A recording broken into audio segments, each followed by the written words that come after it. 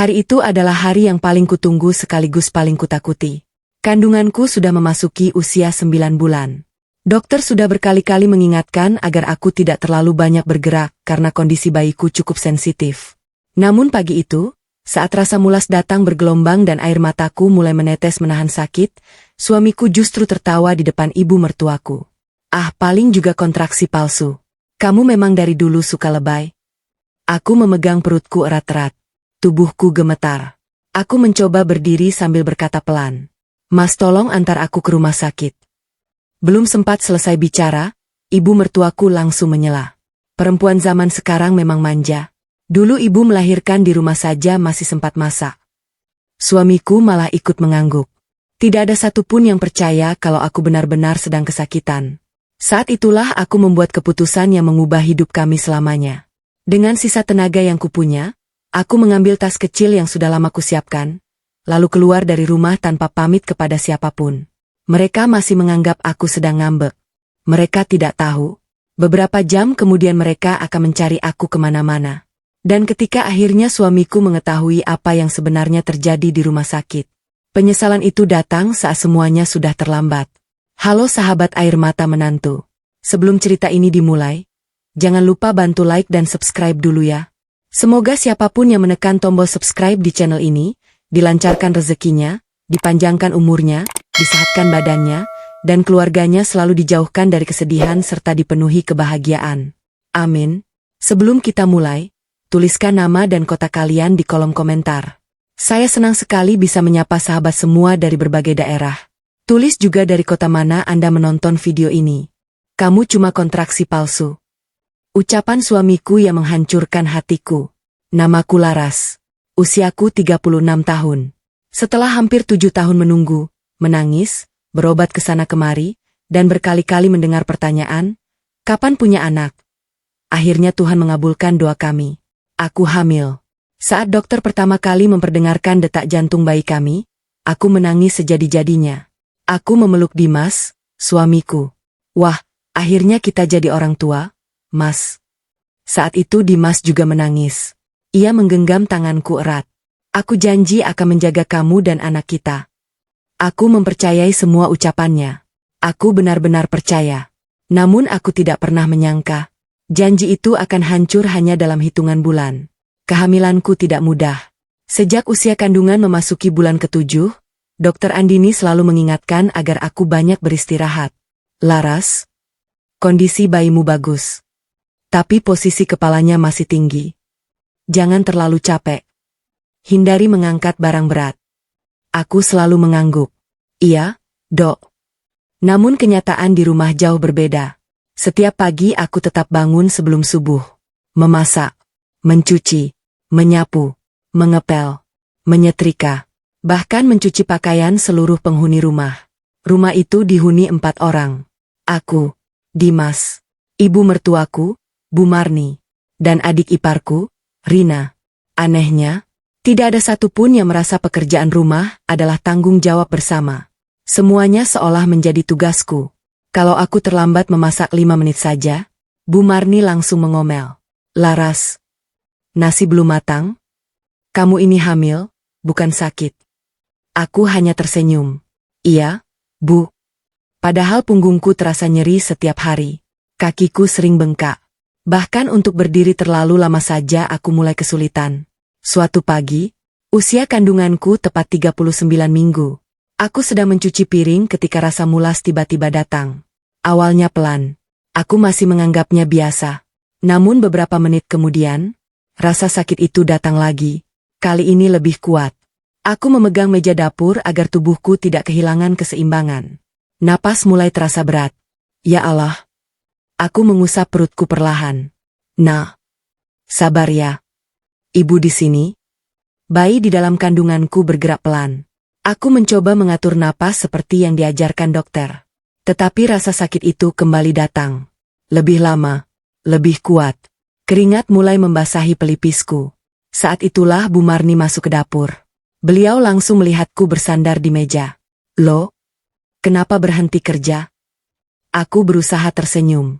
Bu, perut saya mulas. Mungkin mulai kontraksi. Bukannya panik. Bu Marni malah mendengus. Kontraksi? Ah, paling juga kontraksi palsu.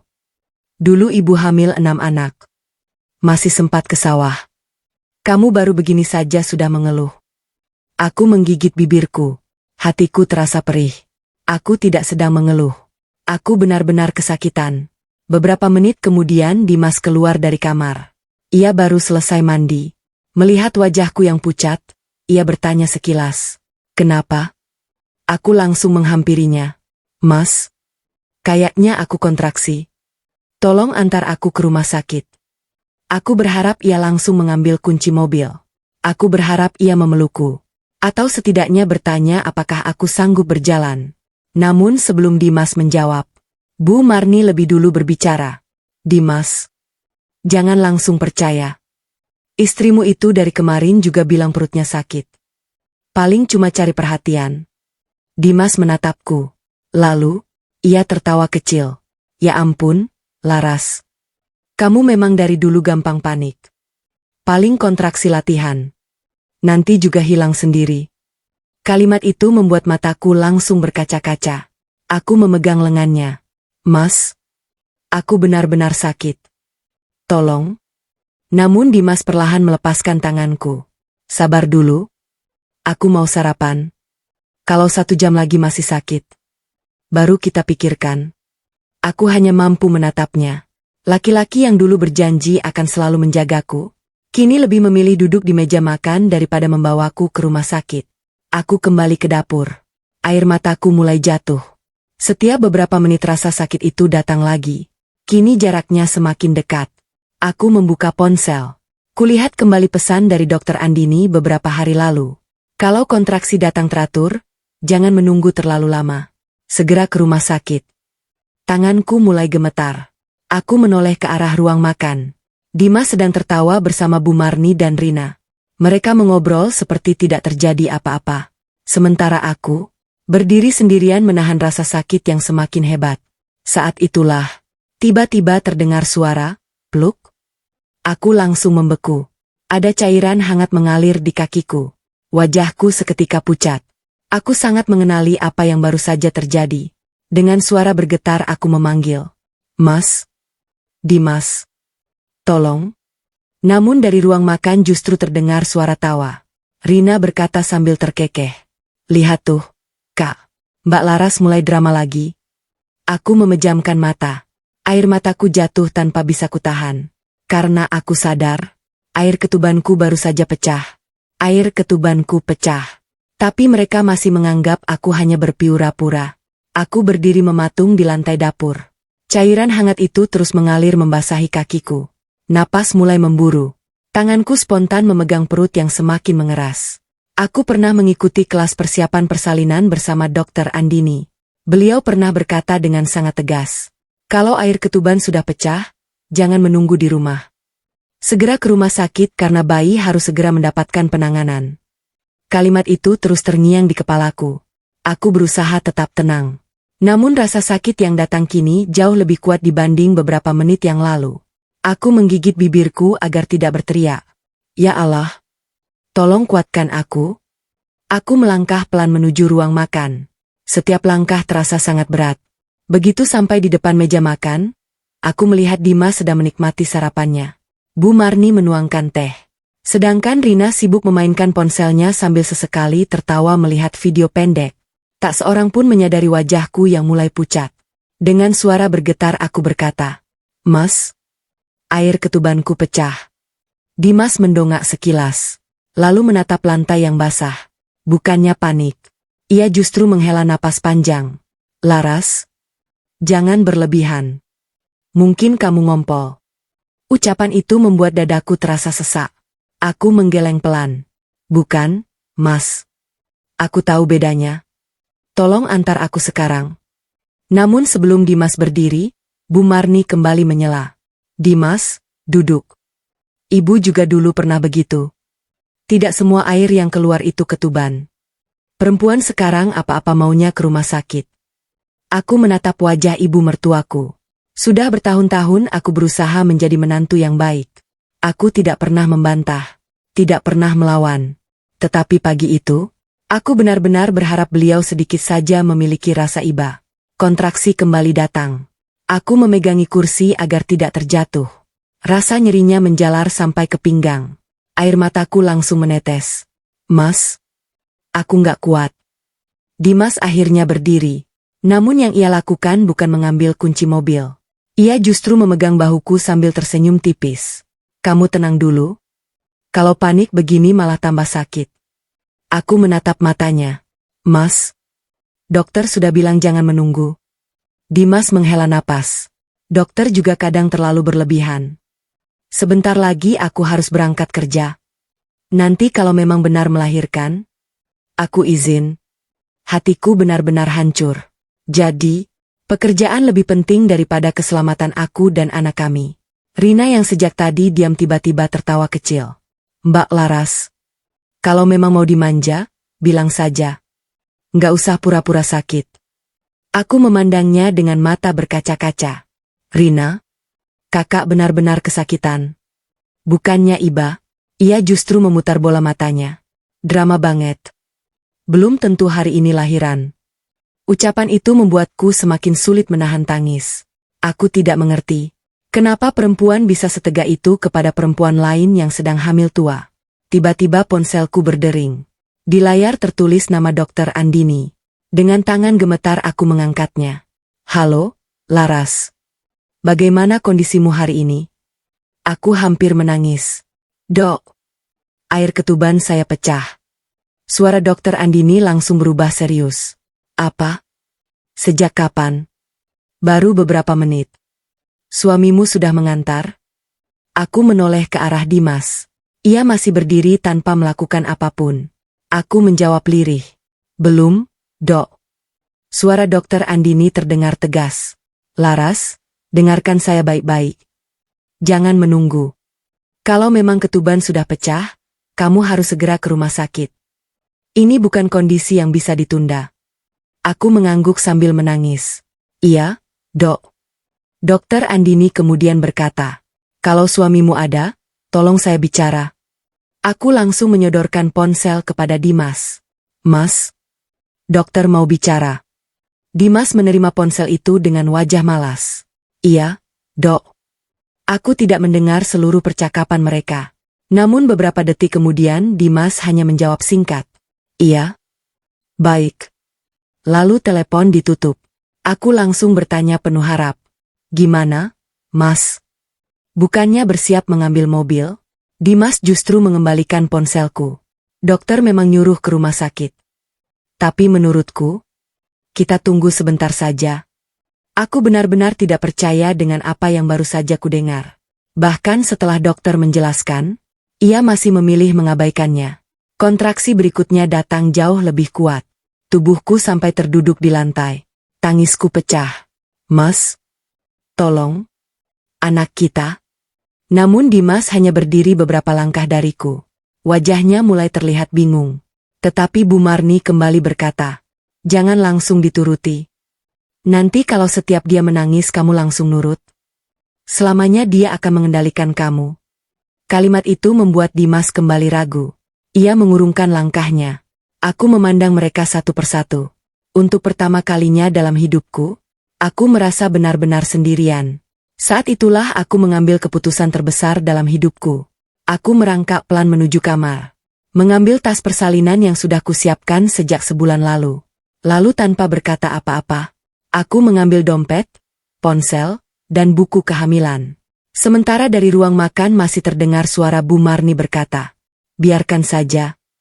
Nanti juga balik lagi kalau capek. Mereka mengira aku hanya sedang marah.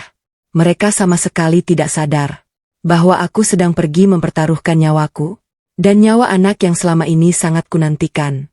Aku keluar dari rumah sambil menahan kontraksi. Suamiku masih mengira aku hanya mencari perhatian. Tanganku gemetar saat meraih tas persalinan yang sudah kusiapkan sejak usia kandunganku memasuki 8 bulan. Tas berwarna abu-abu itu sudah berisi pakaian bayi, selimut kecil, dokumen rumah sakit, dan beberapa baju ganti. Setiap ibu hamil pasti berharap tas itu dibawa oleh suaminya dengan penuh kebahagiaan. Namun hari itu, aku harus membawanya sendiri. Sambil menahan rasa sakit yang semakin hebat. Aku mengusap air mata yang terus mengalir. Lalu kupandang sekilas kamar yang selama ini menjadi tempatku menyimpan begitu banyak harapan. Di sudut ruangan tergantung baju bayi kecil yang kubeli diam-diam saat usia kandungan 5 bulan. Aku tersenyum pahit. Nah, maafkan ibu. Kita harus kuat. Aku melangkah keluar kamar. Tas berada di tangan kanan. Sedangkan tangan kiriku memegang perut yang kembali mengeras. Kontraksi kali ini membuat kakiku hampir tidak sanggup menopang tubuhku. Aku berhenti beberapa detik sambil mengatur napas. Saat melewati ruang makan, Dimas masih duduk di kursinya. Ia hanya melirik sekilas. Lo, mau kemana? Aku menjawab lirih. Aku ke rumah sakit. Dimas menghela napas panjang. Sendiri? Aku mengangguk. Iya. Aku masih berharap. Setidaknya kali ini ia akan berdiri. Mengambil kunci mobil. Lalu berkata, Mas ikut. Namun harapan itu kembali hancur. Bu Marni justru mendahului menjawab. Biarkan saja. Biar dia tahu rasanya kalau ngambek. Rina ikut tertawa kecil. Paling juga nanti balik lagi. Aku kasih waktu 1 jam. Kalimat itu membuat dadaku semakin sesak. Aku memandang mereka satu persatu. Tidak ada satupun wajah yang menunjukkan rasa khawatir. Aku benar-benar tidak mengerti. Apa salahku sampai diperlakukan seperti ini? Aku membuka pintu rumah perlahan. Udara pagi langsung menyambut wajahku. Langit tampak mendung. Angin bertiup cukup kencang. Aku baru melangkah beberapa meter ketika kontraksi kembali datang. Rasa sakitnya jauh lebih kuat.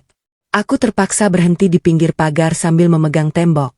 Air mataku kembali jatuh. Beberapa tetangga mulai memperhatikanku. Bu Siti, tetangga sebelah rumah, segera menghampiri. Laras? Ya Allah. Wajahmu pucat sekali. Aku mencoba tersenyum. Bu, sepertinya saya mau melahirkan. Bu Siti langsung panik. Loh? Dimas mana? Aku menoleh ke arah rumah. Pintu masih terbuka. Dari dalam terdengar suara televisi. Namun tak ada seorang pun yang keluar. Aku menjawab pelan. Mereka bilang aku cuma lebay. Bu Siti langsung terdiam. Wajahnya berubah sedih. Tunggu di sini. Saya panggil Dimas. Beliau berjalan cepat masuk ke halaman rumah. Tak lama kemudian aku mendengar suaranya. Dimas, istrimu mau melahirkan. Tolong cepat. Aku menunggu dengan penuh harap. Beberapa detik kemudian, Dimas keluar. Namun bukan membawa mobil. Ia hanya berdiri di teras sambil melipat kedua tangannya. Bu Siti, nggak usah khawatir. Kalau memang sudah waktunya lahir, nanti juga saya antar. Bu Siti terlihat kesal. Ini bukan waktunya menunggu. Lihat istrimu. Dia sudah kesakitan. Namun Bu Marni langsung ikut keluar. Aduh, Bu Siti. Jangan ikut campur urusan rumah tangga orang. Perempuan hamil memang begitu. Mudah panik. Aku menundukkan kepala. Air mataku semakin deras. Ternyata, bahkan di depan orang lain pun mereka masih menganggap aku sedang berpura-pura. Bu Siti menghampiriku lagi. Laras, kamu masih sanggup jalan? Aku menggeleng. Sedikit lagi, Bu. Beliau segera mengeluarkan ponselnya. Saya pesan taksi online. Aku langsung menggenggam tangannya. Terima kasih, Bu. Beliau mengusap bahuku. Kamu yang sabar. Sekitar 5 menit kemudian, mobil datang. Pengemudinya seorang pria paruh baya. Begitu melihat kondisiku, ia langsung turun membantu. Bu, pelan-pelan. Saya bantu masuk. Aku masuk ke kursi belakang dengan susah payah. Perutku kembali terasa sangat kencang. Keringat dingin mulai membasahi seluruh tubuhku. Sebelum pintu mobil ditutup, aku masih sempat melihat ke arah rumah. Dimas berdiri di teras. Tatapan kami bertemu. Dalam hati aku berharap, ia akan berlari, menghentikan mobil ini, lalu ikut menemaniku. Namun, ia hanya memasukkan kedua tangannya ke saku celana. Tanpa sepatah kata, tanpa satu langkah pun, mobil perlahan meninggalkan halaman rumah. Aku menoleh ke belakang. Rumah yang selama ini kuanggap tempat paling aman, kini terasa seperti tempat yang tidak lagi menginginkanku. Di tengah perjalanan, kontraksi datang semakin rapat. Aku sampai menggenggam erat pegangan pintu mobil. Pengemudi berkali-kali melihatku melalui kaca spion. Bu, Kita hampir sampai. Sabar ya. Aku mengangguk sambil menahan tangis.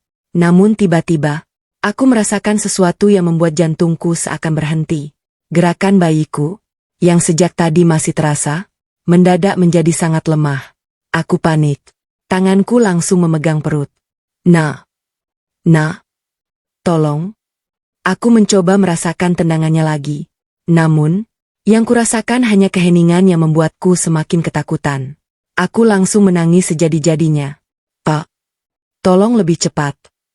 Anak saya tidak bergerak. Pengemudi itu langsung menekan pedal gas lebih dalam. Sementara di kejauhan, gedung rumah sakit mulai terlihat. Tetapi aku tidak tahu, apakah kami masih sempat menyelamatkan buah hatiku. Aku masuk ke UGD sendirian. Dokter langsung panik saat melihat kondisiku. Mobil akhirnya berhenti tepat di depan instalasi gawat darurat. Belum sempat pintu terbuka sepenuhnya, 2 perawat sudah berlari membawa kursi roda. Bu, pelan-pelan. Saya bantu. Aku mencoba turun, tetapi kedua kakiku terasa lemas. Kontraksi datang semakin kuat. Aku menggigit bibir hingga terasa nyeri. Air mata terus mengalir tanpa bisa kutahan. Sambil memegangi perutku, aku terus berbisik. Nah, kita sudah sampai. Kamu harus kuat. Perawat segera mendorong kursi rodaku masuk ke ruang pemeriksaan. Seorang dokter perempuan bergegas menghampiri. Begitu melihat buku kehamilanku, wajahnya langsung berubah serius. Ibu Laras. Aku mengangguk pelan. Iya, dok. Dokter itu langsung bertanya cepat. Air ketuban pecah sejak kapan? Aku menatap jam di dinding. Kurang lebih 1 jam yang lalu. Dokter langsung saling berpandangan dengan perawat. Kenapa baru datang sekarang? Aku terdiam. Air mataku kembali jatuh. Dengan suara lirih aku menjawab. Karena tidak ada yang percaya kalau saya benar-benar kontraksi. Ruangan mendadak hening.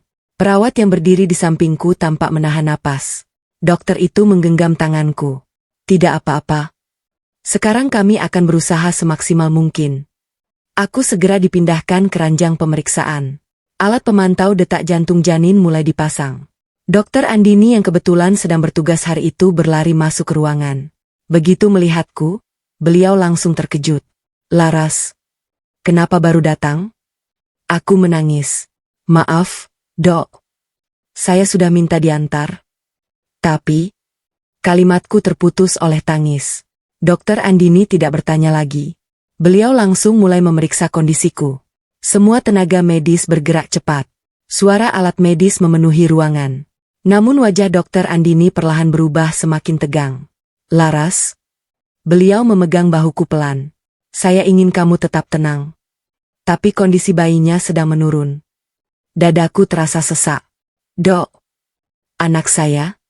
Dokter menarik napas panjang. Kami masih berusaha. Tetapi kita harus bertindak cepat. Aku mengangguk sambil terus menangis. Tolong selamatkan anak saya, dok. Saya mohon. Perawat kemudian bertanya. Suaminya di mana? Aku hanya terdiam. Aku tidak tahu harus menjawab apa. Karena kenyataannya, suamiku memilih tetap di rumah. Perawat kembali bertanya. Ada keluarga yang mendampingi? Aku menggeleng. Tidak ada. Dokter Andini langsung berkata, kalau begitu segera hubungi nomor suaminya. Aku mengangguk. Tanganku gemetar saat mengambil ponsel. Kubuka nama Dimas. Beberapa detik aku hanya menatap layar. Hatiku masih berharap. Ia akan berubah. Ia akan datang. Aku akhirnya menekan tombol panggil. Nada sambung terdengar. 1 kali, 2 kali, 3 kali. Namun, tidak diangkat. Aku mencoba lagi. Tetap sama. Tidak ada jawaban. Air mataku kembali mengalir. Beberapa menit kemudian, ponselku bergetar. Bukan panggilan, melainkan sebuah pesan dari Dimas. Kalau sudah capek ngambek, pulang saja. Jangan bikin ibu kepikiran.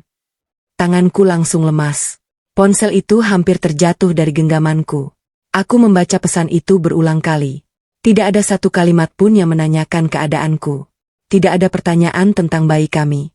Yang ada hanya tuduhan bahwa aku sedang mencari perhatian. Aku memejamkan mata. Hatiku benar-benar hancur. Dokter Andini melihat wajahku yang semakin pucat. Laras? Ada apa? Aku menyerahkan ponselku. Beliau membaca pesan itu. Wajahnya berubah tidak percaya. Ya Tuhan. Beliau mengembalikan ponselku sambil menghela napas panjang. Laras? Kamu tidak sendiri. Kami akan menemanimu. Kalimat sederhana itu membuat tangisku pecah. Orang-orang yang bahkan tidak memiliki hubungan darah denganku, justru menunjukkan kepedulian yang tidak kutemukan di rumahku sendiri. Tiba-tiba alat pemantau berbunyi lebih cepat. Salah seorang perawat langsung berkata, "Dok." Detak jantung janin kembali menurun. Dokter Andini segera mengambil keputusan. Siapkan ruang operasi. Kita tidak bisa menunggu lebih lama. Aku langsung menggenggam tangan dokter. Dok, apakah anak saya akan selamat? Dokter Andini menatapku dengan mata yang penuh empati. Kami akan melakukan yang terbaik. Tapi sekarang saya membutuhkan persetujuan tindakan. Aku mengangguk. Saya tanda tangan. Perawat tampak ragu. Bu, biasanya suami yang menandatangani. Aku menarik napas panjang, lalu berkata sambil menangis. Kalau suami saya tidak datang, saya sendiri yang akan bertanggung jawab. Aku menandatangani formulir itu dengan tangan yang terus bergetar. Di saat yang sama, jauh di rumah, Dimas masih duduk santai di ruang tamu bersama Bu Marni dan Rina. Ia sama sekali tidak tahu bahwa istrinya sedang didorong menuju ruang operasi. Dan beberapa menit lagi, sebuah panggilan dari rumah sakit akan mengubah hidupnya untuk selamanya. Telepon dari rumah sakit yang membuat dunia suamiku berubah dalam sekejap. Lampu-lampu di lorong menuju ruang operasi terlihat begitu terang. Aku berbaring di atas ranjang sambil terus menggenggam tasbih kecil yang selalu kubawa sejak awal kehamilan. Bibirku tak berhenti berdoa. Ya Allah, selamatkan anakku.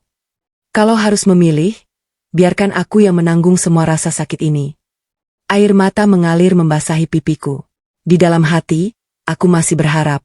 Mungkin Dimas akan datang sebelum pintu ruang operasi ditutup. Aku terus menoleh ke arah lorong. Namun yang kulihat hanya perawat yang berlalu lalang. Tak ada langkah kaki suamiku. Tak ada suara yang memanggil namaku. Harapan itu perlahan menghilang. Dokter Andini kembali menghampiriku. Laras, kondisimu tidak memungkinkan untuk menunggu lebih lama. Aku mengangguk pelan. Saya siap, Dok. Beliau menggenggam tanganku. Kamu wanita yang sangat kuat. Aku tersenyum tipis. Bukan karena aku benar-benar kuat, tetapi karena aku tidak punya pilihan lain. Sementara itu, di rumah, Dimas baru saja selesai minum kopi. Rina masih tertawa sambil menonton video di ponselnya. Sedangkan Bu Marni sedang membersihkan meja makan. Suasana rumah begitu tenang. Seolah tidak ada sesuatu yang sedang terjadi. Dimas melihat jam. Laras belum pulang juga? Rina menjawab santai. Paling nanti sore juga pulang. Biasanya kalau sudah capek ngambek, dia balik sendiri. Bu Marni ikut mengangguk. Iya. Jangan dibiasakan dituruti. Kalau sekali menang, nanti dia merasa paling benar. Dimas hanya menghela napas. Walau ada sedikit rasa khawatir, ia kembali meyakinkan dirinya bahwa Laras hanya ingin mencari perhatian. Beberapa menit kemudian, ponsel Dimas berdering. Nomornya tidak dikenal. Dimas sempat ragu mengangkatnya. Halo? Suara perempuan di seberang terdengar tenang tetapi tegas. Selamat siang. Apakah benar ini Bapak Dimas, suami dari Ibu Laras? Iya, saya sendiri. Saya perawat dari Rumah Sakit Harapan Bunda. Mendengar nama rumah sakit, wajah Dimas langsung berubah. Ada apa dengan istri saya? Perawat menjawab. Istri Bapak sedang dalam kondisi darurat. Beliau sudah masuk ruang operasi. Kalimat itu membuat tubuh Dimas membeku. Operasi? Maksudnya apa? Kenapa bisa operasi? Perawat menarik napas. Ibu Laras datang seorang diri. Kondisi beliau dan bayinya cukup kritis saat tiba di rumah sakit. Kami sudah beberapa kali mencoba menghubungi Bapak. Karena waktunya sangat mendesak, tindakan harus segera dilakukan. Ponsel di tangan Dimas bergetar. Ia teringat panggilan Laras yang tadi sengaja tidak diangkat. Ia juga teringat pesan yang dikirimnya. Kalau sudah capek ngambek, pulang saja. Dadanya mendadak sesak. Saya berangkat sekarang. Perawat menjawab singkat. Silakan secepatnya, Pak. Telepon terputus. Dimas masih berdiri mematung. Wajahnya pucat. Bu Marni langsung menghampiri. Siapa tadi? Dimas menoleh perlahan. Laras? Masuk ruang operasi. Bu Marni terdiam beberapa detik. Namun setelah itu beliau masih mencoba meyakinkan dirinya. Paling dokter memang suka membesar-besarkan. Dimas mulai meninggikan suara. Bu, ini operasi. Bukan periksa biasa. Suasana rumah mendadak sunyi. Ini pertama kalinya Dimas membentak ibunya. Rina yang sejak tadi santai mulai terlihat gugup. Kak, mungkin memang gak separah itu. Namun Dimas sudah tidak lagi mendengarkan. Ia berlari mengambil kunci mobil. Tangannya sampai kesulitan memasukkan kunci karena gemetar. Di sepanjang perjalanan menuju rumah sakit, pikirannya dipenuhi bayangan Laras. Ia teringat ketika Laras memohon sambil menangis. Mas, tolong antar aku. Ia teringat bagaimana ia malah memilih duduk di meja makan. Ia teringat wajah istrinya yang pucat saat keluar rumah membawa tas persalinan sendirian. Untuk pertama kalinya, air mata Dimas jatuh. Ya Allah, apa yang sudah aku lakukan? Ia memukul pelan setir mobil. Maafkan aku, Laras. Tolong, jangan terjadi apa-apa. Lampu merah di depannya terasa begitu lama. Setiap detik ini menjadi siksaan. Di sisi lain, pintu ruang operasi akhirnya tertutup rapat. Dokter Andini dan seluruh tim medis mulai bekerja secepat mungkin. Suara alat monitor memenuhi ruangan. Seorang perawat berkata dengan nada cemas. Dok. Detak jantung bayi semakin melemah. Dokter Andini menatap layar monitor tanpa berkedip. Lanjutkan. Kita masih punya harapan. Aku yang mulai dibius hanya mampu mengucapkan satu kalimat terakhir sebelum kesadaranku perlahan menghilang. Ya Allah, tolong selamatkan anakku. Perlahan pandanganku menjadi gelap. Aku tidak lagi mendengar suara dokter. Tidak lagi mendengar langkah para perawat. Yang tersisa hanyalah keheningan. Sementara di luar rumah sakit, mobil Dimas baru saja memasuki halaman. Ia berlari sekencang mungkin menuju ruang operasi. Namun saat tiba di depan pintu, lampu merah bertuliskan, operasi berlangsung, masih menyala. Dimas terduduk lemas di lantai. Dengan air mata yang tak lagi bisa dibendung, ia menutup wajahnya sambil terus mengucapkan, Laras, maafkan aku. Tetapi ia belum tahu. Beberapa menit lagi, dokter akan keluar dari ruang operasi membawa kabar yang akan mengubah hidup mereka selamanya. Dokter keluar dengan wajah penuh duka. Penyesalan suamiku dimulai hari itu. Dimas masih terduduk di depan ruang operasi. Kedua tangannya saling menggenggam begitu erat hingga buku-buku jarinya memutih. Setiap kali pintu ruang operasi terbuka, ia langsung berdiri penuh harap. Namun yang keluar hanyalah perawat yang membawa peralatan medis. Lorong rumah sakit terasa begitu sunyi. Yang terdengar hanya suara langkah kaki para tenaga kesehatan dan detak jam dinding yang seolah berjalan sangat lambat. Untuk pertama kalinya sejak menikah dengan Laras, Dimas benar-benar merasa takut kehilangan. Tak lama kemudian, Bu Marni dan Rina datang tergesa-gesa. Wajah Bu Marni masih berusaha terlihat tenang, meski sorot matanya mulai dipenuhi kecemasan. Dimas, gimana keadaan Laras? Dimas menggeleng pelan. Belum tahu, Bu. Rina mencoba menenangkan suasana. Mungkin operasinya memang lama. Tidak usah berpikir macam-macam. Namun Dimas justru menatap adiknya dengan mata yang memerah. Kalau dari awal aku mengantar Laras, mungkin dia tidak akan masuk ruang operasi seperti ini. Ucapan itu membuat Rina terdiam. Ia menundukkan kepala, tidak lagi berani berbicara. Beberapa menit kemudian, lampu merah di atas pintu ruang operasi akhirnya padam. Pintu perlahan terbuka.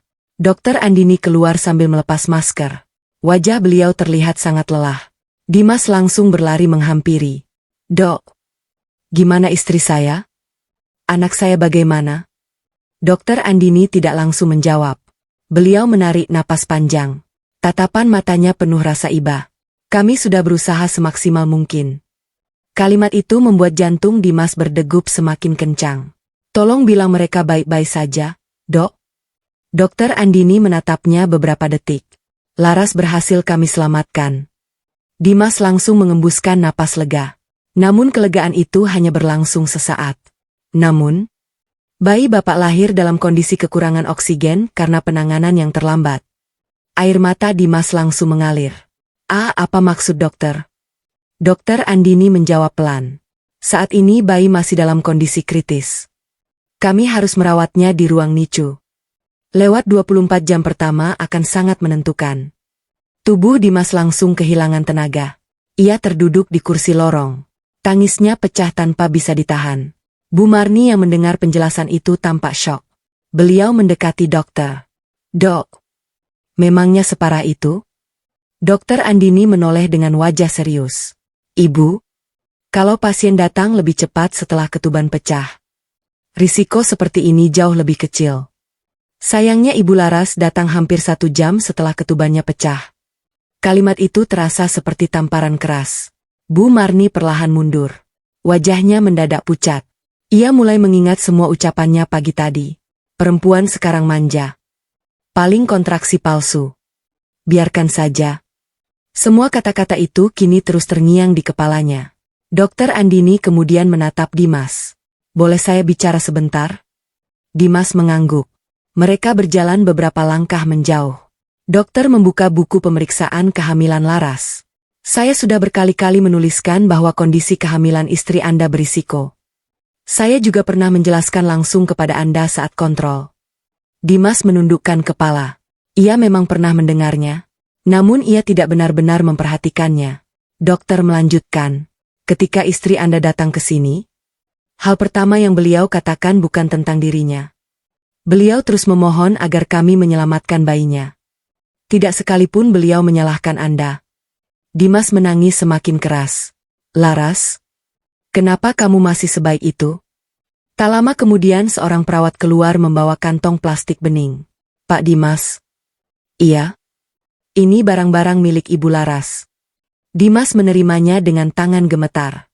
Di dalam kantong itu ada dompet, ponsel, mukena kecil, tasbih, dan sebuah buku harian berwarna biru muda yang belum pernah ia lihat. Di sela-sela buku itu terselip selembar foto USG. Di bagian belakang foto terdapat tulisan tangan Laras. Untuk suamiku Dimas. Semoga saat anak kita lahir nanti, kita menjadi keluarga yang lebih bahagia daripada hari ini. Aku percaya, kamu akan menjadi ayah terbaik untuk anak kita. Tulisan itu membuat dada Dimas terasa seperti diremas. Ia memeluk foto USG itu sambil menangis terseduh-seduh. Maafkan aku gagal menjadi suami. Aku juga hampir gagal menjadi ayah. Sementara itu, di ruang pemulihan, efek obat bius mulai perlahan menghilang. Aku membuka mata dengan sangat pelan. Langit-langit ruangan tampak buram. Tenggorokanku terasa kering. Perutku terasa kosong. Hal pertama yang kulakukan adalah mengusap bagian samping ranjang. Aku berharap ada tangan Dimas yang menggenggamku. Namun, yang kurasakan hanya dinginnya spray rumah sakit. Aku memandang ke kanan dan ke kiri. Tidak ada suamiku. Dengan suara yang sangat pelan aku bertanya kepada perawat. Bayiku? Di mana bayiku? Perawat terdiam beberapa saat. Wajahnya terlihat ragu untuk menjawab. Dan dari sorot matanya, aku mulai merasa ada sesuatu yang sangat buruk sedang terjadi. Aku terbangun sendirian, dan kabar tentang bayiku membuat hatiku hancur. Kesadaranku perlahan kembali. Kelopak mataku terasa berat. Seluruh tubuhku lemas. Saat mencoba menggerakkan tangan, rasa nyeri di bagian perut membuatku meringis. Aku menarik napas panjang sambil menatap langit-langit kamar perawatan. Beberapa detik kemudian, ingatanku kembali. Aku melahirkan, aku masuk ruang operasi, lalu, bayiku. Refleks aku mengusap perutku yang kini sudah tidak lagi membesar. Air mataku langsung mengalir. Dengan suara yang masih lemah aku memanggil. Perawat? Seorang perawat muda segera menghampiriku. Iya, Bu Laras. Aku menatap wajahnya penuh harap. Anak saya? Di mana? Perawat itu terdiam. Tatapannya berubah sendu. Ia seperti sedang mencari kata-kata yang tepat. Bu, bayi ibu sudah lahir. Aku langsung tersenyum tipis. Alhamdulillah. Laki-laki atau perempuan? Laki-laki, Bu. Air mataku kembali mengalir. Sudah sejak lama aku dan Dimas berharap memiliki anak laki-laki. Bahkan kami sudah menyiapkan sebuah nama. Raka. Nama itu dipilih Dimas sendiri saat usia kandunganku baru 5 bulan. Namun senyumku perlahan menghilang ketika perawat melanjutkan ucapannya. Untuk sementara, Bayi ibu masih dirawat di NICU. Kondisinya masih membutuhkan pengawasan ketat. Dadaku langsung terasa sesak. Kenapa? Perawat menggenggam tanganku. Dokter nanti yang akan menjelaskan. Aku memejamkan mata. Air mata mengalir semakin deras. Dalam hati aku terus berdoa. Ya Allah, jangan ambil anakku. Tak lama kemudian, Dokter Andini masuk ke kamar. Beliau duduk di samping tempat tidurku. Laras, bagaimana rasanya sekarang? Aku tidak menjawab pertanyaan itu. Yang ada di pikiranku hanya satu. Dok, anak saya bagaimana? Dokter Andini menarik napas panjang. Raka mengalami kekurangan oksigen saat dilahirkan. Kami sudah memberikan penanganan terbaik. Sekarang kondisinya stabil. Tapi masih dalam masa kritis. Aku langsung menangis. Apakah saya boleh melihatnya? Dokter mengangguk. Nanti kalau kondisi ibu sudah sedikit lebih kuat.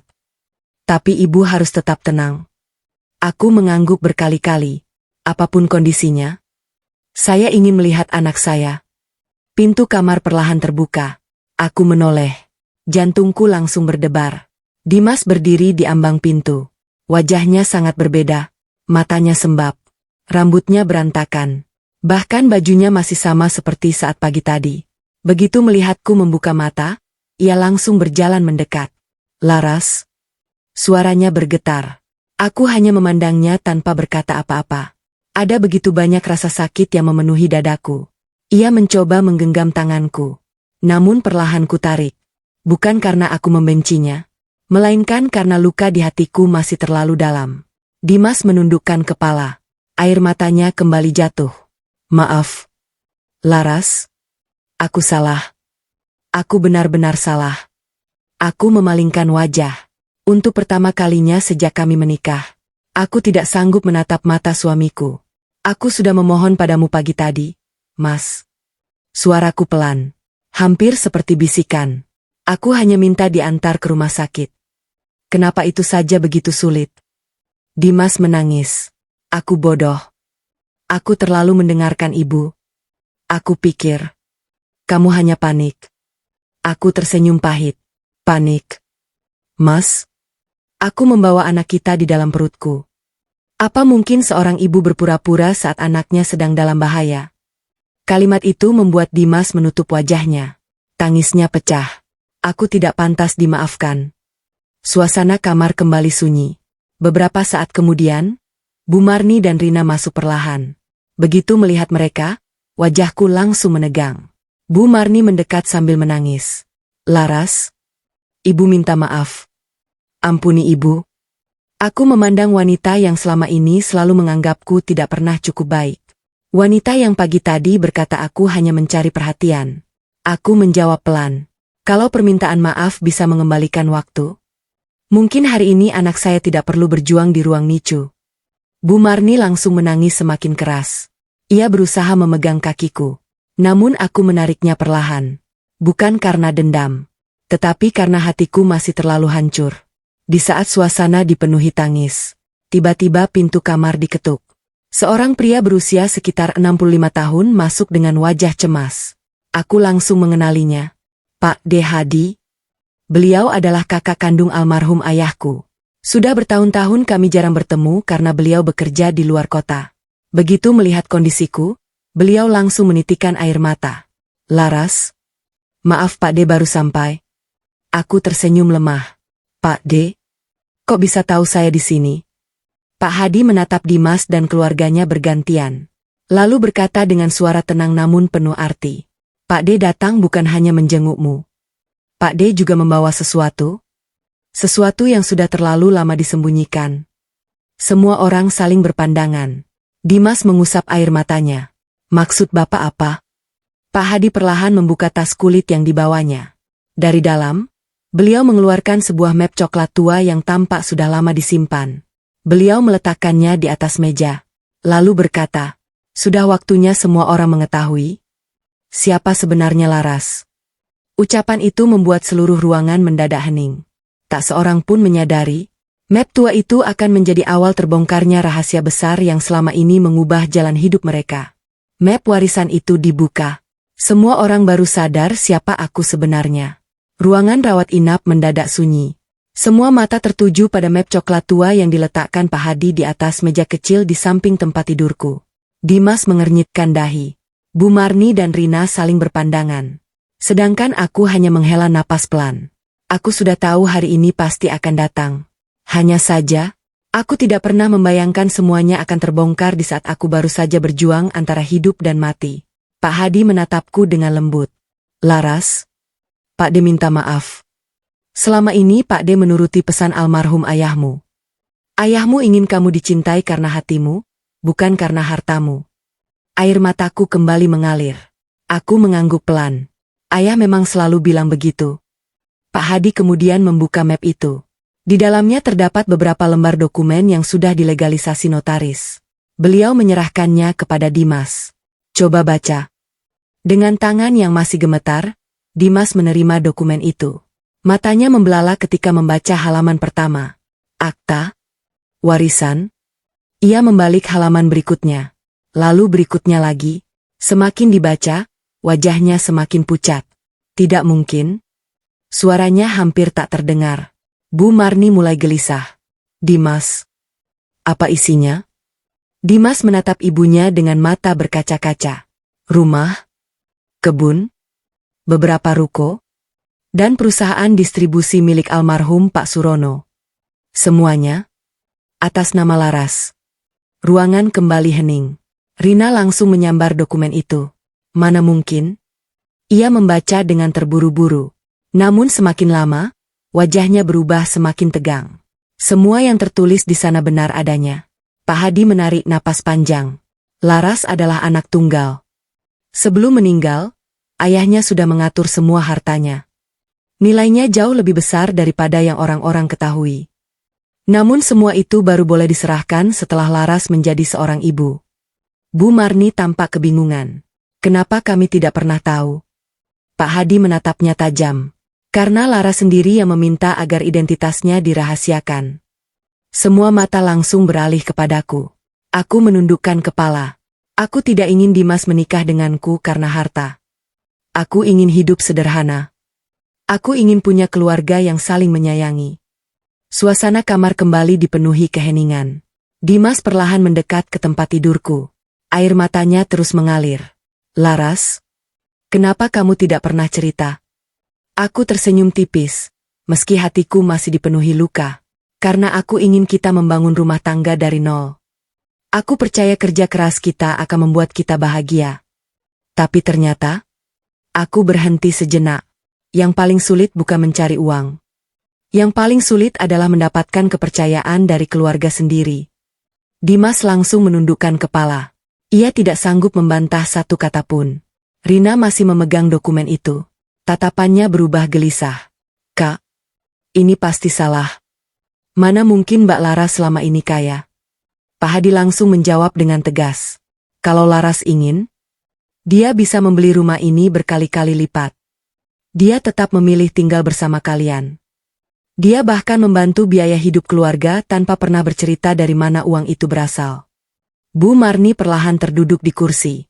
Beliau teringat setiap kali Laras diam-diam membayar tagihan listrik, membeli kebutuhan dapur, bahkan membantu biaya kuliah Rina. Selama ini mereka mengira semua berasal dari gaji Dimas. Padahal, Laras tidak pernah sekalipun mengungkit pengorbanannya. Tangis Bu Marni pecah. Ibu benar-benar buta. Ibu selalu menganggap kamu tidak membawa apa-apa ke keluarga ini. Aku memandang beliau dengan tenang.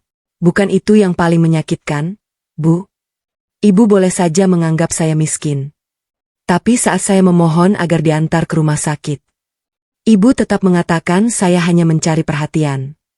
Kalimat itu membuat Bu Marni menutup wajahnya. Tangisnya semakin keras. Sedangkan Rina mulai terlihat sangat gelisah. Ia terus menggigit bibirnya. Seolah ada sesuatu yang sedang disembunyikan. Pak Hadi memperhatikan perubahan wajah Rina. Lalu berkata pelan. Masih ada satu hal lagi? Sebenarnya bukan hanya soal warisan yang harus kalian ketahui hari ini. Semua orang kembali menoleh kepadanya.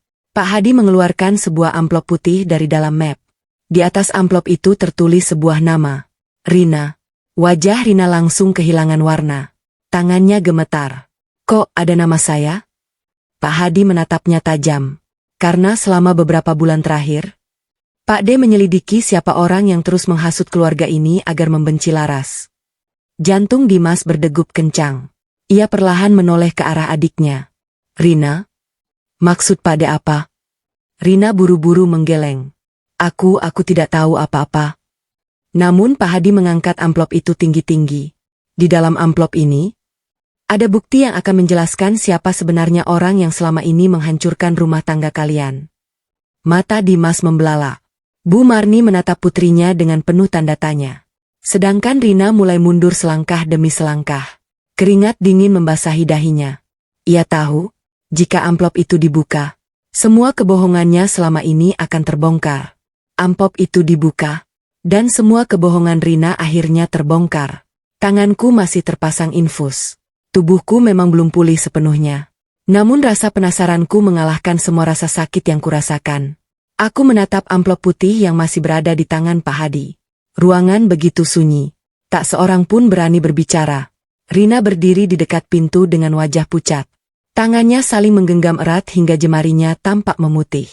Ayah, maksud pada apa? Tanya Dimas dengan suara pelan. Pak Hadi tidak langsung menjawab. Beliau membuka amplop itu perlahan, lalu mengeluarkan beberapa lembar kertas dan beberapa foto. Aku sebenarnya tidak ingin semua ini terjadi, ucap beliau lirih. Tapi Lara sudah terlalu banyak menderita. Pak Hadi menyerahkan foto pertama kepada Dimas. Apa ini? Gumam Dimas. Foto itu memperlihatkan Rina sedang duduk di sebuah kafe bersama seorang pria yang tidak dikenal keluarga kami.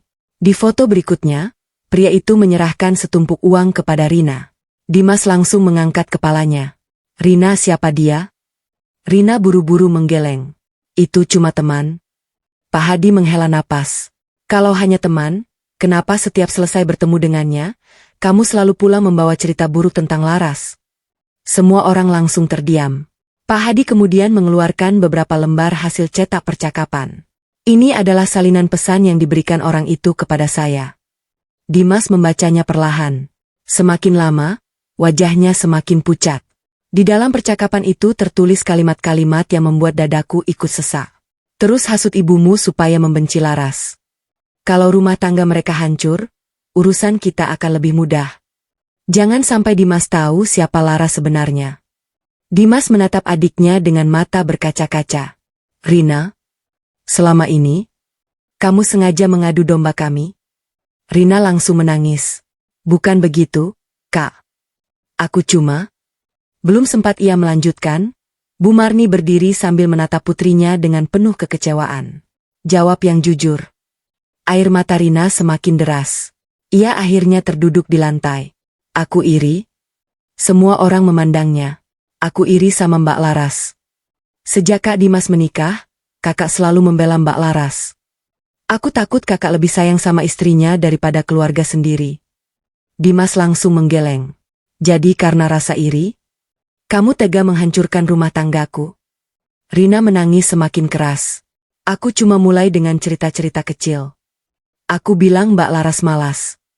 Aku bilang Mbak Laras suka mengadu. Aku bilang Mbak Laras ingin menguasai rumah. Lama-lama ibu percaya. Aku menutup mata. Hatiku terasa semakin sesak. Jadi, selama ini bukan karena aku kurang berusaha. Bukan karena aku menantu yang buruk. Melainkan karena ada seseorang yang terus menanamkan kebencian di dalam rumah itu. Bu Marni terduduk lemas. Air matanya mengalir tanpa henti. Ibu? Ibu yang paling berdosa. Ibu tidak pernah bertanya langsung pada Laras. Ibu hanya percaya omongan orang. Aku memandang beliau. Bu, saya berkali-kali ingin menjelaskan. Tapi setiap kali saya bicara, ibu selalu memotong ucapan saya. Bu Marni menangis sambil menutup wajahnya. Ibu tahu? Ibu benar-benar menyesal. Dimas berjalan menghampiriku. Ia berlutut di samping tempat tidur. Laras? Aku terlalu bodoh. Aku lebih percaya semua orang daripada perempuan yang setiap hari hidup bersamaku. Aku tidak langsung menjawab. Air mataku kembali jatuh. Mas? Yang paling membuatku sakit bukan karena aku dihina. Tapi karena saat aku mempertaruhkan nyawa untuk melahirkan anak kita. Orang yang paling kuharapkan justru menertawakanku. Kalimat itu membuat Dimas menangis tanpa suara. Ia menundukkan kepala sangat dalam. Saat suasana masih dipenuhi tangisan, seorang perawat berlari memasuki kamar. "Pak Dimas." "Bu Laras." Wajahnya terlihat panik. Aku langsung menggenggam selimut. "Kenapa?" Perawat itu menarik napas pendek. "Dokter meminta Bapak dan Ibu segera ke ruang NICU." Jantungku langsung berdebar kencang. "Raka? Kenapa dengan anak saya?" Perawat menatap kami dengan wajah cemas. Kondisi bayi mendadak menurun. Dokter sedang berusaha menstabilkannya. Dunia seakan berhenti berputar. Aku langsung menangis. "Mas, anak kita." Dimas menggenggam tanganku erat. Untuk pertama kalinya sejak semua ini terjadi, ia tidak lagi melepaskan genggamannya. Namun di dalam hatiku hanya ada satu doa. Ya Allah, jangan biarkan penyesalan ini dibayar dengan kehilangan anak kami. Kami segera bergegas menuju ruang NICU. Tanpa seorang pun tahu, beberapa menit ke depan akan menjadi penentu yang mengubah hidup kami selamanya. Di depan ruang NICU, aku mendengar tangis pertama anakku. Sekaligus kabar yang membuat duniaku runtuh.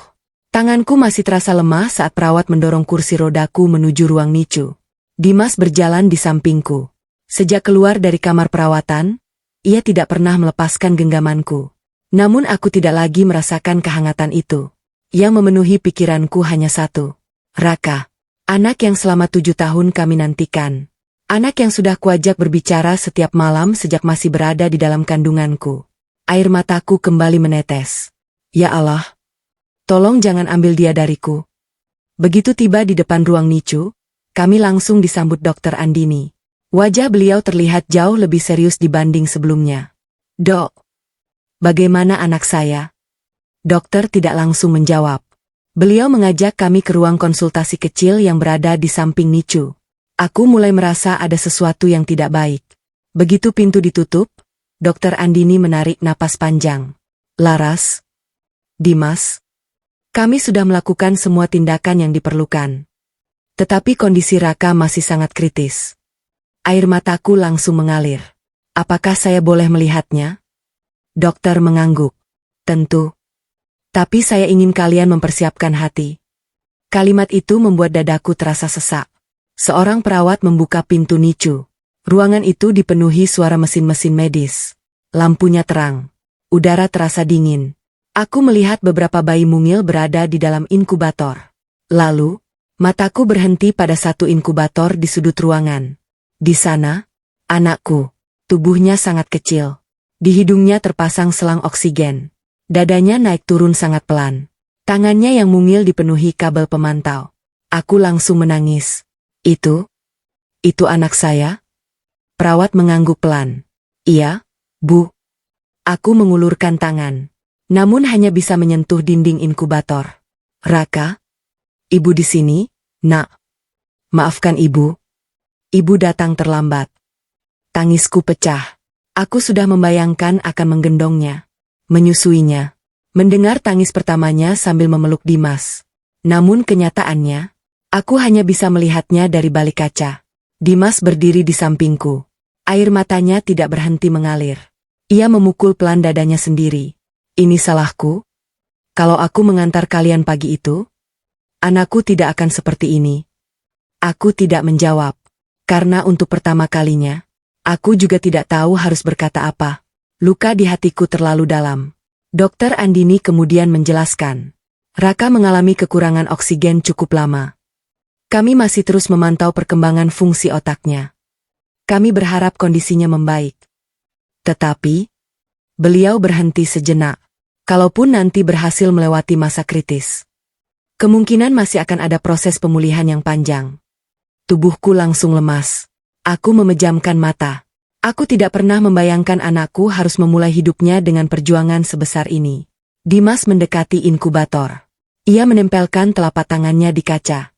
"Raka, ayah di sini. Maafkan ayah. Ayah gagal melindungi ibu. Ayah juga gagal melindungimu." Tangisnya semakin keras. Beberapa keluarga pasien yang berada di luar NICU ikut menoleh. Namun Dimas sudah tidak peduli. Penyesalan yang selama ini baru mulai tumbuh kini benar-benar menghancurkan dirinya. Saat suasana dipenuhi tangisan, Pak Hadi menghampiri Dokter Andini. Dok, apa ada yang bisa kami lakukan? Dokter mengangguk. Saat ini yang paling dibutuhkan bayi adalah doa dan dukungan. Lalu, beliau menoleh kepada Dimas. Saya juga ingin menyampaikan sesuatu. Tekanan batin yang dialami Laras selama kehamilan sangat memengaruhi kondisinya. Beliau beberapa kali datang kontrol dengan tekanan darah tinggi akibat stres. Dimas membeku. Apa? Dokter membuka catatan pemeriksaan. Setiap kali saya bertanya apakah ada masalah di rumah, Laras selalu menjawab, "Saya baik-baik saja, Dok. Suami saya orang baik." Aku menundukkan kepala. Memang benar. Aku tidak pernah ingin mempermalukan suamiku di depan siapapun. Meski setiap hari hatiku terluka. Dimas menatapku dengan mata yang dipenuhi rasa bersalah. Laras, kenapa kamu tidak pernah cerita? Aku tersenyum pahit. Karena aku selalu berharap. Besok kamu akan berubah. Besok kamu akan membelaku. Tapi ternyata, aku menunggu terlalu lama. Tiba-tiba terdengar suara langkah kaki tergesa-gesa dari arah lorong nicu. Seorang pria berpakaian rapi datang bersama seorang notaris yang membawa tas dokumen. Pak Hadi langsung berdiri. Syukurlah Anda datang. Pria itu mengangguk. Lara sudah sadar? Iya. Pria itu kemudian berjalan mendekat ke arahku. Dengan sopan ia membungkukkan badan. Selamat siang, Bu Laras. Saya Arman. Direktur utama perusahaan milik almarhum ayah ibu. Dimas langsung menoleh kaget. Direktur? Arman mengangguk hormat. Saya datang karena ada keputusan yang tidak bisa ditunda lagi. Mulai hari ini, seluruh kepemilikan perusahaan secara resmi berpindah ke tangan Ibu Laras. Ucapan itu membuat semua orang kembali terdiam. Namun bukan hanya itu. Arman kemudian mengeluarkan sebuah map hitam. Selain itu, kami juga membawa hasil audit internal. Di dalamnya ada nama seseorang yang selama ini diam-diam mengambil keuntungan dari penderitaan keluarga ibu. Begitu mendengar kalimat itu, wajah Rina kembali berubah pucat. Ia mulai mundur perlahan. Karena firasatnya mengatakan, rahasia yang selama ini ia sembunyikan akan segera terbongkar sepenuhnya. Hasil audit dibuka. Orang yang selama ini menyiksaku akhirnya tidak bisa berkelit lagi. Aku masih berdiri di depan ruang nicu dengan kedua mata yang sembab. Tatapanku sesekali tertuju pada inkubator tempat Raka dirawat. Meski tubuhku masih lemah setelah operasi, aku memaksa diri tetap berdiri. Aku ingin berada sedekat mungkin dengan anakku. Di sampingku, Dimas terus menundukkan kepala. Sejak mengetahui kondisi Raka, ia hampir tidak pernah berhenti menangis. Namun saat Pak Arman datang bersama notaris dan membawa map hitam itu, suasana mendadak berubah. Semua mata tertuju kepada mereka. Pak Arman membuka map tersebut dengan tenang. Bu Laras. Sebelum almarhum ayah ibu meninggal, beliau berpesan agar seluruh aset perusahaan baru diserahkan setelah ibu siap memimpinnya. Sementara itu, kami diminta mengelola perusahaan secara profesional. Aku mengangguk pelan. Ayah memang pernah bercerita sedikit tentang itu. Pak Arman melanjutkan. Beberapa bulan terakhir kami melakukan audit menyeluruh. Awalnya hanya pemeriksaan rutin. Namun hasilnya justru menemukan sesuatu yang sangat mengejutkan. Beliau mengeluarkan beberapa lembar laporan. Laporan ini menunjukkan ada upaya memperoleh akses terhadap rekening perusahaan dan dokumen warisan Ibu Laras. Dimas langsung mengernyit. Maksud Bapak ada yang mau mengambil hak Laras? Pak Arman mengangguk. Benar. Tetapi bukan hanya itu. Kami juga menemukan seseorang yang berusaha mencari informasi pribadi tentang Bu Laras. Ruangan kembali sunyi. Aku sendiri mulai bingung. Selama ini aku tidak pernah menceritakan siapa diriku kepada siapapun. Lalu siapa yang begitu ingin mengetahui semua itu? Pak Arman mengeluarkan beberapa foto. Orang yang meminta informasi itu, ternyata orang yang sama dengan pria yang beberapa kali bertemu Rina. Semua mata langsung beralih kepada Rina. Wajahnya semakin pucat. Tangannya mulai gemetar. Dimas memandang adiknya dengan tatapan yang belum pernah kulihat sebelumnya. Rina? Apalagi yang kamu sembunyikan? Rina buru-buru menggeleng. Aku cuma disuruh. Percaya, Kak. Aku tidak tahu kalau semuanya akan sejauh ini. Pak Arman berbicara tegas. Pria itu adalah mantan pegawai perusahaan yang pernah diberhentikan karena mencoba menyalahgunakan data perusahaan. Dia menduga Bularas adalah pewaris tunggal. Karena itu dia mencoba mencari jalan agar keluarga kalian berantakan. Aku memejamkan mata. Hatiku terasa semakin perih. Ternyata selama ini bukan hanya rasa iri yang menghancurkan rumah tanggaku. Ada orang lain yang sengaja memanfaatkan keadaan. Dimas melangkah mendekati Rina. Air matanya masih mengalir. Kamu tahu semua ini? Rina menangis terseduh-seduh. Aku memang pernah menerima uang. Tapi aku cuma diminta terus membuat ibu membenci Mbak Laras. Aku tidak pernah berpikir akibatnya akan seperti ini. Bu Marni langsung menutup mulutnya.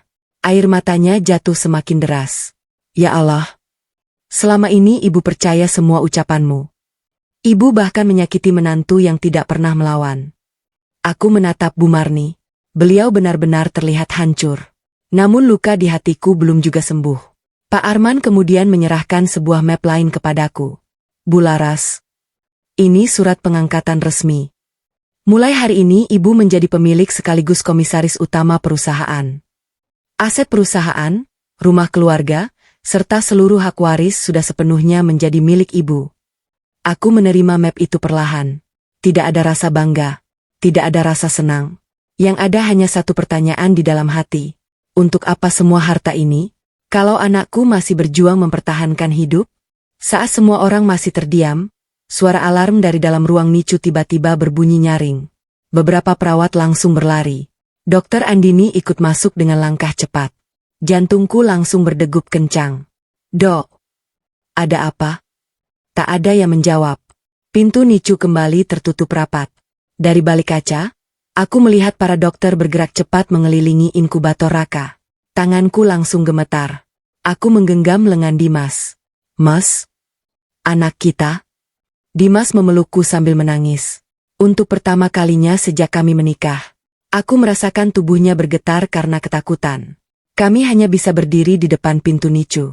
Berdoa, menangis, dan menunggu. Karena beberapa menit berikutnya akan menentukan, apakah Raka bisa terus berjuang, atau justru meninggalkan kami untuk selamanya. Anakku berhasil bertahan, tapi aku membuat keputusan yang menghancurkan hati suamiku. Suara alarm di dalam ruang NICU terus berbunyi. Dari balik kaca, aku melihat beberapa dokter dan perawat bergerak cepat mengelilingi inkubator tempat Raka dirawat. Dokter Andini memberikan beberapa instruksi dengan suara tegas. Seorang perawat segera mengambil alat bantu pernapasan. Perawat lain memeriksa monitor yang terus berbunyi. Aku hanya bisa berdiri sambil memegangi dada. Air mataku tidak berhenti mengalir. Ya Allah, jangan ambil anakku. Dimas memelukku dari samping. Tangannya gemetar. Untuk pertama kalinya sejak kami menikah, aku melihat suamiku benar-benar kehilangan kekuatannya. Ia terus berbisik. Raka, ayah mohon, jangan tinggalkan ayah. Beberapa menit terasa seperti berjam-jam. Semua orang hanya mampu menunggu.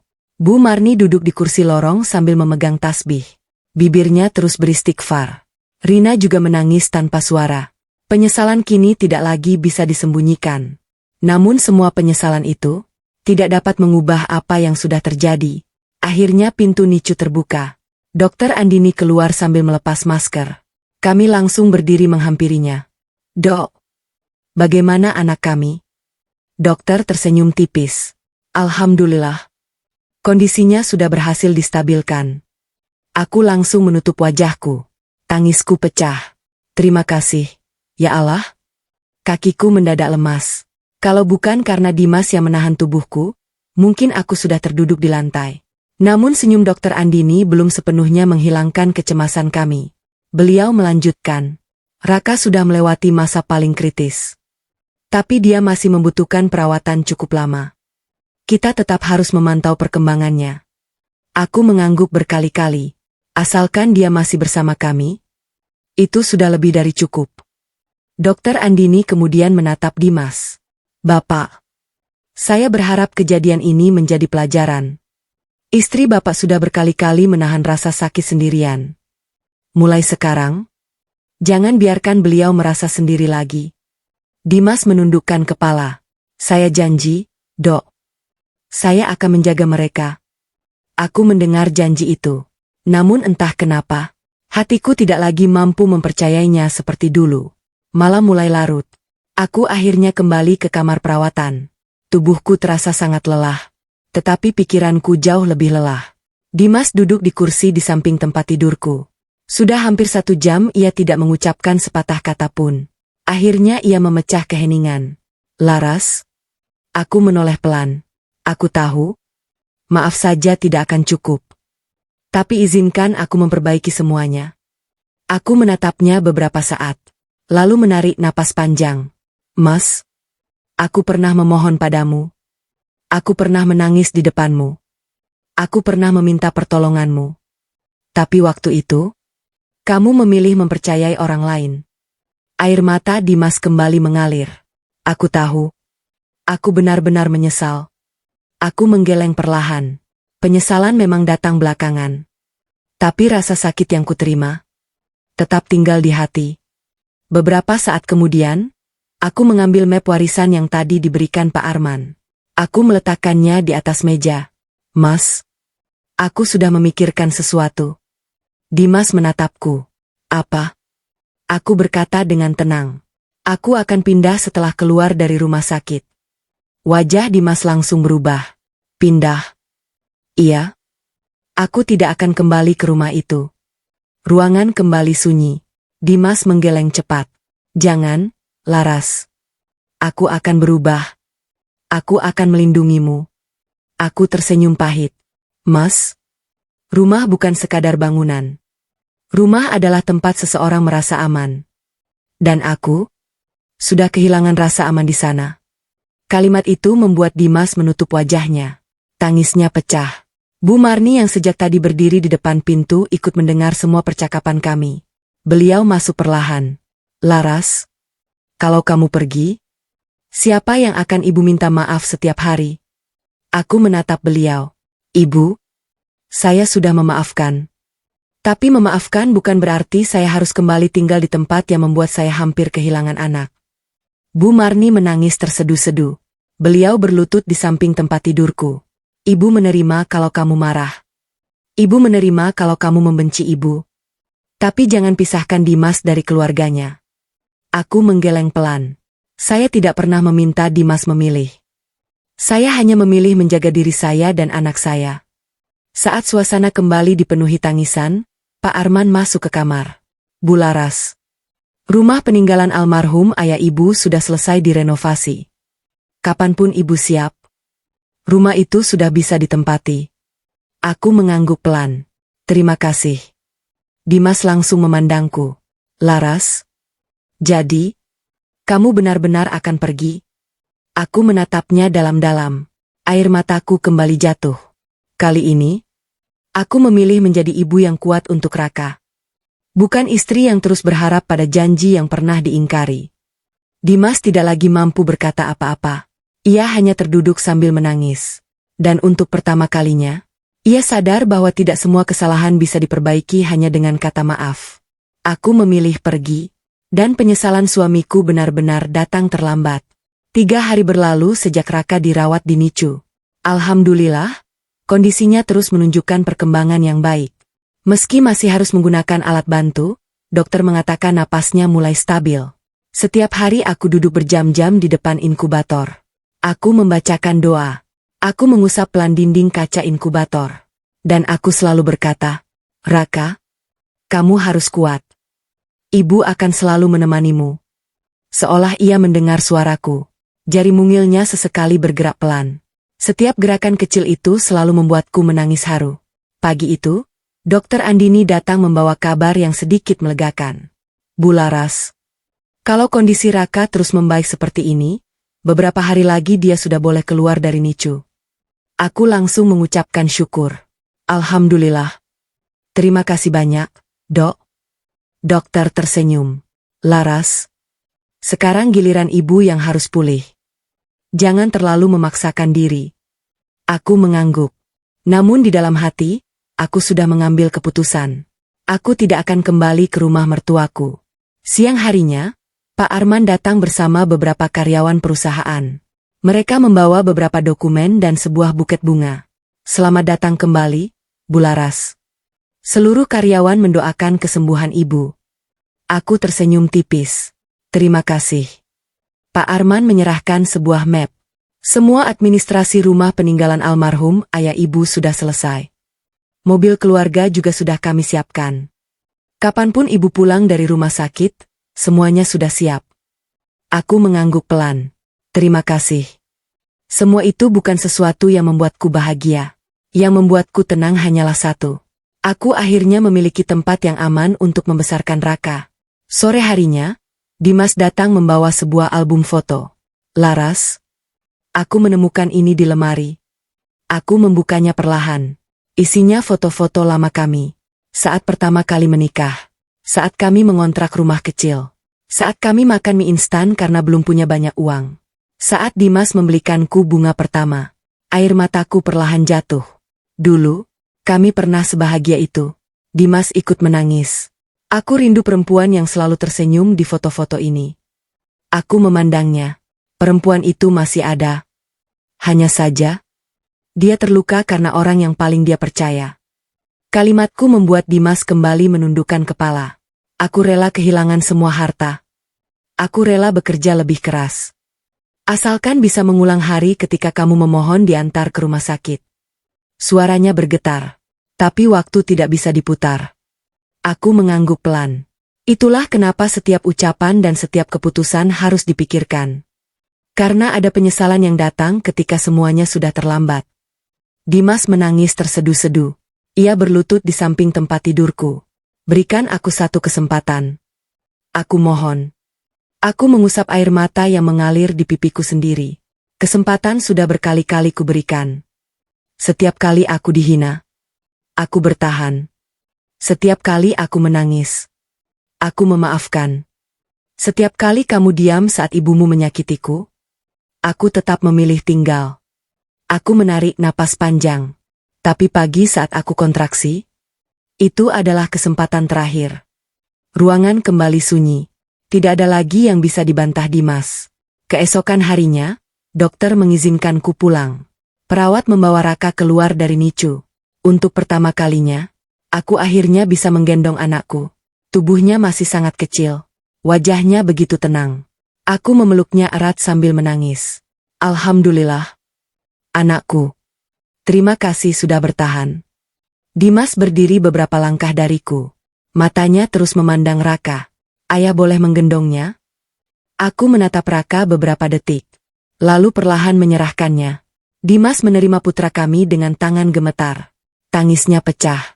Maafkan ayah. Ayah hampir kehilanganmu. Beberapa menit kemudian, ia mengembalikan Raka kepadaku. Aku memeluk anakku erat-erat. Di depan pintu rumah sakit, sebuah mobil hitam sudah menunggu. Pak Arman berdiri di sampingnya. Silakan, Bu. Semuanya sudah siap. Bu Marni kembali menangis. Laras, jangan putuskan silaturahmi. Aku menatap beliau dengan tenang. Saya tidak akan mengajarkan Raka untuk membenci neneknya. Tapi saya juga tidak akan membiarkan dia tumbuh di lingkungan yang membuat ibunya selalu menangis. Bu Marni hanya bisa menangis. Ia tahu, tidak ada lagi kata-kata yang mampu menahan langkahku. Aku membuka pintu mobil. Menggendong Raka dengan hati-hati. Sebelum masuk, aku menoleh kepada Dimas untuk terakhir kalinya. Mas, jadilah ayah yang baik untuk Raka. Kalau suatu hari nanti dia bertanya kenapa ibu memilih pergi, jawablah dengan jujur. Katakan bahwa seorang suami harus percaya kepada istrinya, terutama saat istrinya paling membutuhkan pertolongan. Air mata Dimas mengalir tanpa henti. Mobil perlahan meninggalkan halaman rumah sakit. Melalui kaca belakang, kulihat Dimas masih berdiri di tempat yang sama. Semakin lama, sosoknya semakin kecil. Dan akhirnya menghilang dari pandanganku. Aku tidak tahu bagaimana masa depan kami. Tetapi satu hal yang pasti, aku memilih melangkah demi masa depan anakku. Dan bagi Dimas, penyesalan itu akan terus hidup di dalam hatinya. Setiap kali ia mengingat hari ketika ia menertawakan istrinya yang sedang berjuang melahirkan.